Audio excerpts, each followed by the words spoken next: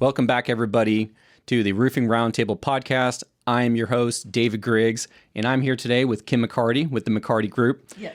And today I wanted to bring you in to talk about real estate, the relationship between a roofer and a realtor. Wanted to just let everybody know why they should choose you and the relationship that we have. So start us off. How did you get into real estate? Because you've been doing this like a long time. 27 years. That's amazing. A long time. Yes. You know what you're talking about. Some days. So tell us how did you get into real estate?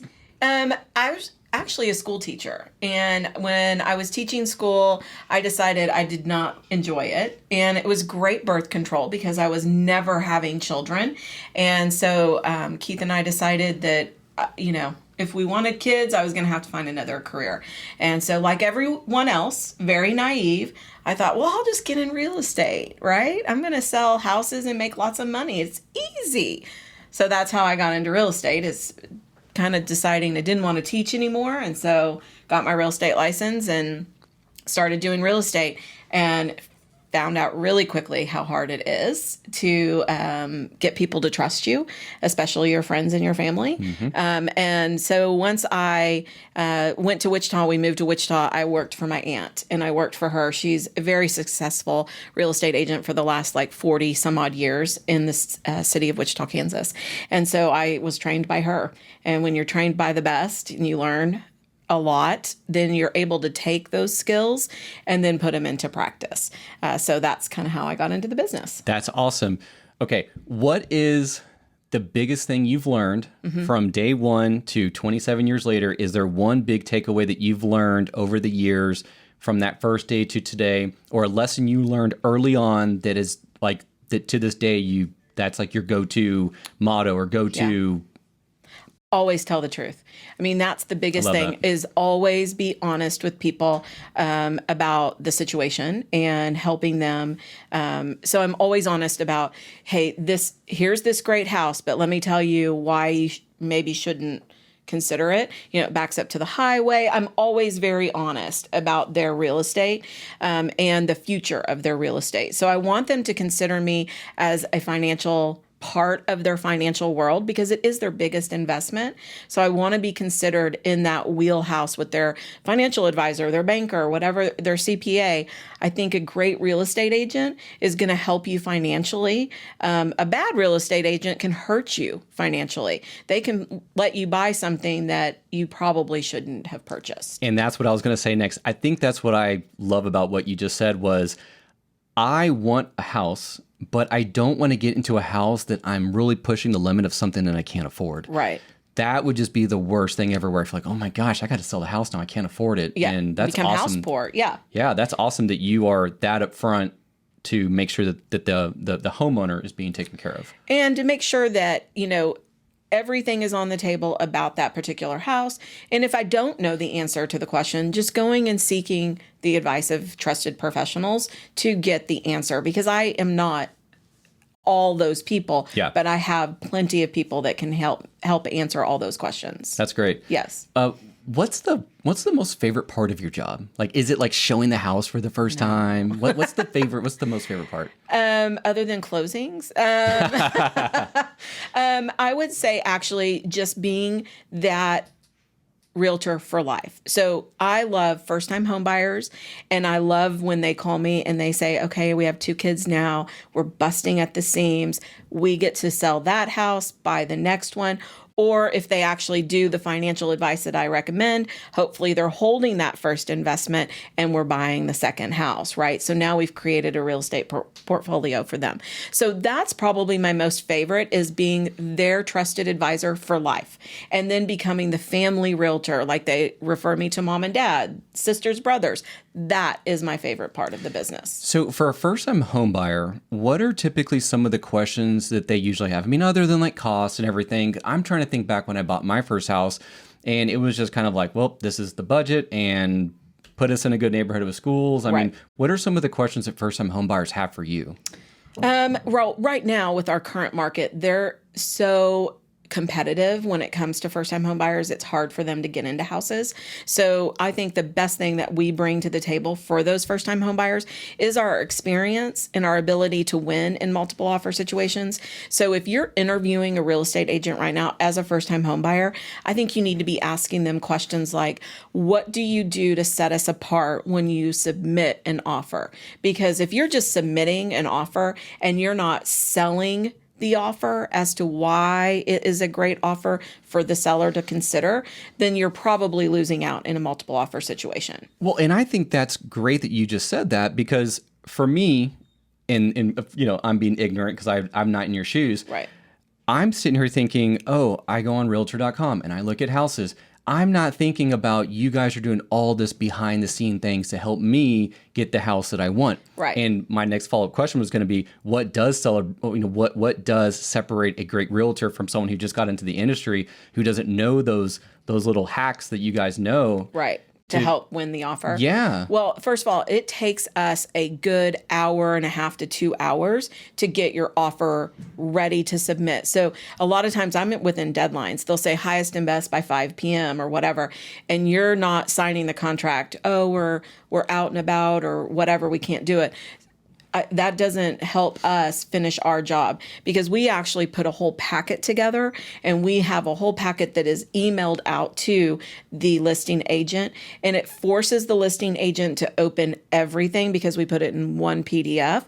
So now they're forced to look at the entire packet. And in that packet is a letter from us that explains the offer, because I have found that we have realtors out there doing business who don't know how to read the real estate contract or don't understand it fully. So now I have to do their job by saying, here's what this means, here's why we did it this way, etc. So there's a whole write-up from us, plus we do the love letters from the buyer, of course. Even though it may not be presented, I put it in there. Yeah. Right? So we put that in there, and of course the offer, if it's a loan, why we chose the lender that we're working with, preferably local lenders, things like that to help step them up. Of course, it all comes down to the net for the seller, right? Of course.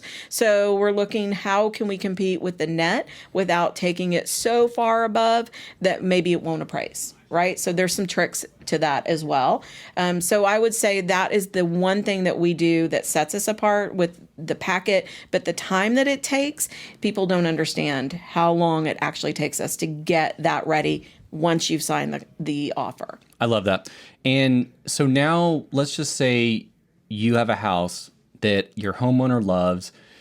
You're walking around the house. What are things that you're looking for with your experience that may be red flags that you say, hey, I'm seeing things on the foundation, or, oh my gosh, the roof, everybody knows, okay, you have a blown off shingle. You can point that out pretty easy.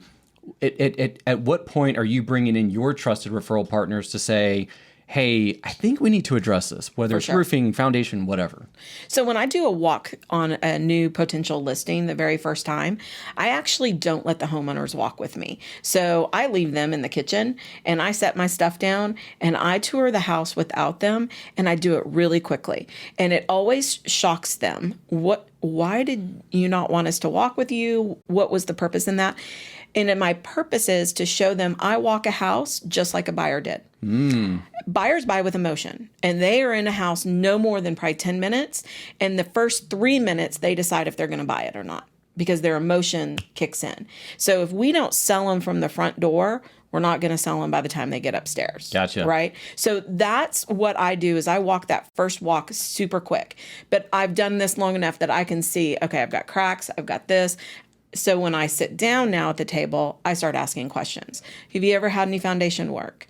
Have you ever had any doors sticking, right? Have you ever had a foundation company come look at this? So I'm asking these questions. Then I'm asking, how long has it been since your roof has been replaced? I'm asking those questions to start getting those answers. And as I get those answers, then I decide, okay, I need to have these people come out before we put this on the market. I love that. And so you've been in the industry for a long time, and you must have a Rolodex of just trusted contractors that you trust.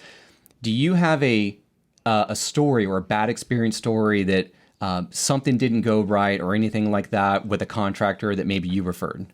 Well, I always like to start them at my house. So they get to start with me. And if they can pass my test, then they get to be added to that trusted vendor list. We have Kim's Toolbox, and it's got all of our trusted vendors on it. I love that, Kim's Toolbox. Kim's Toolbox. And it's got all of our trusted vendors on it. So if they're on that list, then they've passed the test with us. But as far as bad experiences, that's the purpose of a great vendor list, is that hopefully we don't have bad experiences. And sometimes, there may be some miscommunication. And if they know that it was a referral from me, then usually it's handled pretty quickly. Everything's taken care of. Not that I am God or something like that, but we do have an opportunity to refer a lot of business to people. And so those vendors like to keep our clients happy. Yeah. I mean, and then at the end of the day, we're all human. And if someone drops the ball, it's nothing that can't be fixed. Absolutely. With a phone call or, oh, hey, I didn't do that. I'm going there right now to go get that taken care of for you. And that's the big follow-up, hey, so-and-so's not happy, because they'll call me and they'll say, oh, we're not happy with David. He did this, this, and this. Well, then I'm calling you and I'm saying, hey, they're not happy. Here's what they're telling me. Can you address this? So as long as there's communication, we can usually fix it. Okay, here's a good question. So do you ever run into the situation where, let's just say you are the seller. Okay. And the buyer comes, and let's just say we know that there's a new roof being put on. It has to be done, right? The buyer knows about it. How often does it happen where the buyer comes and says, well, but we want to use our roofer? Because at the end of the day, for example, like with me, my contract would be between me and your buyer, right? So does that happen a lot where they say they want to use, their roofer, and you're like, no, we want to use our roofer. We trust him. We know he's going to build the right way. It's great that you trust somebody, but we need to stand behind selling the house and making sure it's going to pass a roof inspection. So typically when we represent the seller and we know the roof is getting replaced, we've already got the contract usually with the roofer. The big thing that we agree with the buyer that we're willing to let them do is help decide on the color, because they're going to have to live with the color forever. That is a great point. Okay. As long as it's a color that HOA approves, the seller approves, and the buyer approves, then we're good. If the buyer is picking some crazy color, even if the HOA, it's not going to happen. Only because what if the buyer walks away at the 11th hour? Now the seller's with this roof that they hate, and we got to put the house back on the market. So that's really the only time that we agree to kind of work with the buyer, because the contract is with the roofing company that the seller has chosen, and the insurance company has approved. So that process is pretty far down that road. Great. And I have one last question for you. So let's just say, for example, we have a seller and we don't have enough time to file a hail claim because, we're going to close in like 15 days or less. Right. In that situation, are your clients able to submit an invoice to title for closing for us to do the roof? Kind of talk about that just a little bit. So yes, we can. What we can actually do is we'll take your invoice, and sometimes we'll collect a little bit more just for incidentals, and we'll have the title company hold that in escrow. That amount is held in escrow and is not released until both the buyer and the seller agree that the work is completed and that you agree the work is completed. That way, we don't have contractors walking in going, oh yeah, I've done the work, and sign off when the seller's like, they haven't even been here, So we have kind of a checks and balance. Everyone has to approve that the work is done before the money is released. As long as your insurance company as the buyer is okay with you closing on that house and having an invoice that says, here it is, showing that the money is being held in escrow, then we should be able to close with no problem. That's awesome. Kim, what should everybody else know about you? Where can they find you, on your podcast, YouTube? Yes. Tell us everything about you, because I love you. I trust you. I want everyone to know about you. Well, you can find us online at the McCartyGroupRealtors.com. And on that, you're going to find all of our podcasts, all of our videos. We do a lot of stuff. We are big in supporting community, and we're also big in supporting our local vendors and our local businesses. So we love to support those people. So you can find us there. And if you want to give us a call at 214-662-9308. Thank you so much for coming on today. That's going to wrap up episode 4. Thank you so much. This is David Griggs with Granada Roofing, signing off.